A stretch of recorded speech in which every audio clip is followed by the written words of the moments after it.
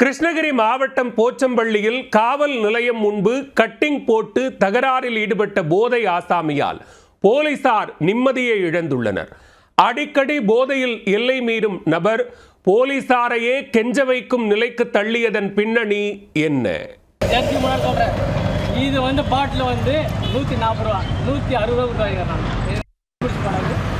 கிருஷ்ணகிரி மாவட்டம் போச்சம்பள்ளி போலீஸ் ஸ்டேஷனுக்கு இப்படி ஒரு சோதனையா? கொளுத்தும் வெயிலில் போலீஸ் ஸ்டேஷன் முன் சாலையில் வேட்டியை விரித்து பப்பரப்பாவன மல்லாக்கப்படுத்த போதையாசாமி. அத்தனை மக்களுக்கும் நல்லது நடக்கும் நான் நினைக்கிறேன். சட்டத்தை காப்பா, நாளை நம்மதே நாடு நம்மதே எம்ஜிஆர் பாண்டாங்க. அந்த மாதிரி தான் வாழணும். யாருக்கும் தப்பு பண்ண மாட்டேன். ஏன்னா நீங்க சீர்திருத்தம் நான் தெரிஞ்சு வர மாட்டேன்.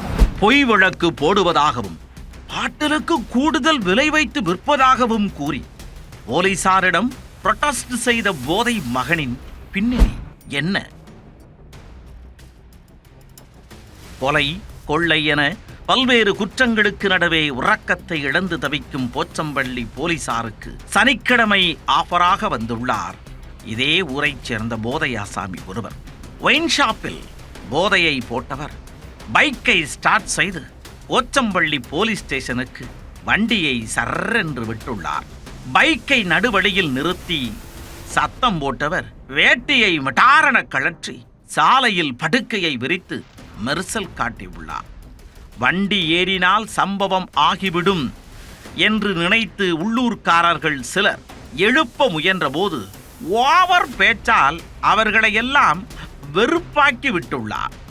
அடுத்த 10 நிமிடத்தில் மட்டமல்லாக்கப்படுத்தவர் கால் மேல் கால் போட்டு வானத்தை வகை தொகை இல்லாமல் ரசிக்க ஆரம்பித்தார். ஸ்டேஷன் முன்னே ஏதாவது அசம்பாவிதம் நிகழ்ந்து விடுமோ என்ற கிறக்கத்தில் இருக்கும் வேலையெல்லாம் விட்டுவிட்டு காவலர் ஒருவர் வீதிக்கு வந்துள்ளார்.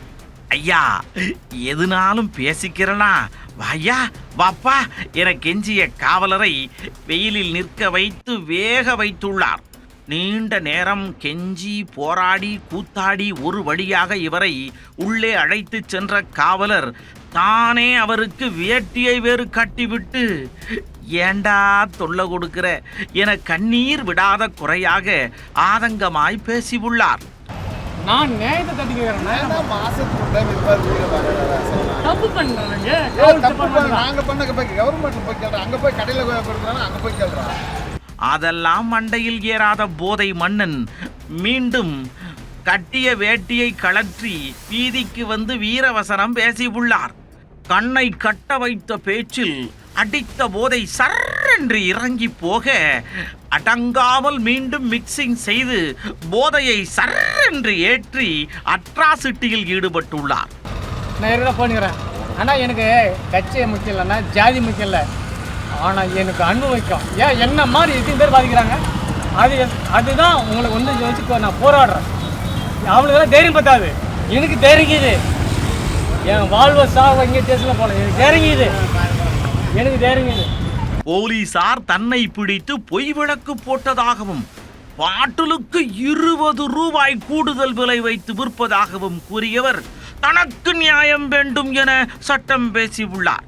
பல மணி நேரம் நீடித்த இந்த அக்க போரால் போலீசார் மொத்த டேவையும் இழந்து நொந்தே போனார். அடித்த போதை மொத்தமாக இறங்க வண்டியை ஸ்டார்ட் செய்த போதை மன்னன் மீண்டும் ஒயின் ஷாப்பிற்கே சென்று விட்டார். அடிக்கடி மது போதையில் இதேபோல் நடந்து கொள்வதாகவும் பிடித்து நீதிமன்றத்திற்கு அழைத்து சென்றால் ஜட்ஜு காலில் விழுந்து முகம் சுளிக்க வைப்பதாகவும் கூறிய போலீசார் இவர் மீது FIR போட்டால் தீராத தலைவலியே மிஞ்சும் என தலைக்கு மேல் கை வைத்துள்ளனர். இவரை போன்று ஒரு சில போதை ஆசாமிகளால் போலீசார் தங்களது நிம்மதியை இழக்கும் சம்பவம் தினமும் அரங்கேறுகிறது.